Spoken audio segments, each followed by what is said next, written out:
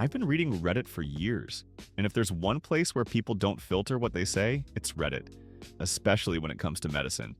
Today, these are gross stories from gynecologists. No soft wording, no romanticizing, just how they describe it themselves.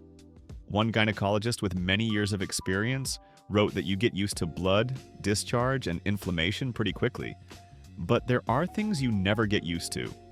One of them is the smell of a decomposing tampon that stayed inside the vagina for weeks. According to him, the patient came in complaining about a strong odor and burning. She said she showered several times a day and didn't understand what was wrong. During the exam, it became obvious, like a tampon was stuck inside her vagina, completely forgotten. And yes, this happens more often than people think. Stress, depression, a disrupted cycle, and at some point, a person loses awareness of their own body. Another doctor shared a story that sounded like a joke at first. A patient admitted that she was cleaning her vagina using household objects. When the doctor asked what exactly she used, she calmly answered, "A cucumber," because it was natural and the right shape. The problem is that the vagina does not need to be cleaned at all. It is not designed for that. The result was micro-injuries to the vaginal lining, bacteria introduced inside, and severe inflammation. The doctor wrote that the most disturbing part was that the woman genuinely didn't think she was doing anything dangerous. Reddit is full of stories about homemade treatments. Some people pour vinegar into their vagina, some use aggressive solutions, some follow folk remedies they found online. The result is almost always the same: chemical burns, destroyed vaginal flora, and infections. One gynecologist wrote a sentence that was quoted thousands of times. "The vagina is not a sink. You don't wash it from the inside." There are also many stories about smell. Doctors say that sometimes it's so strong you can't confuse it with anything else. The causes vary: infections, forgotten objects, long-term lack of hygiene.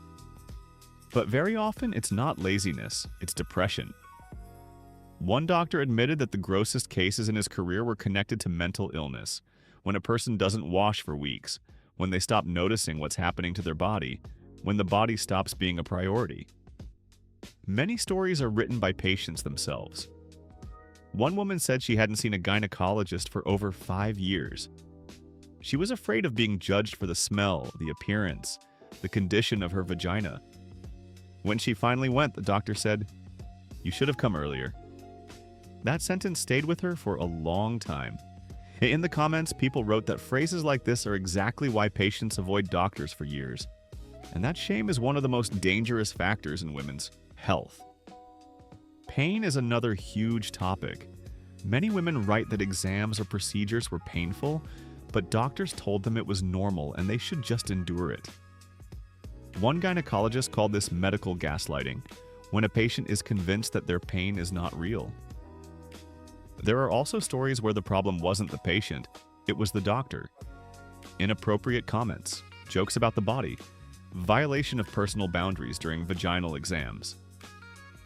Many women wrote that they felt helpless and didn't know how to react. Doctors replied that this behavior is unacceptable and that it should never be tolerated.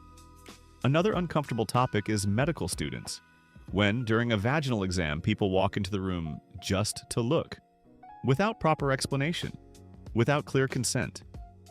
Even if it's for training, many patients said it felt humiliating, and almost every Reddit thread ends with the same conclusion. The grossest stories are usually the saddest ones. Behind them are fear, shame, trauma, and loneliness. Gynecologists say they've seen everything. It's hard to shock them.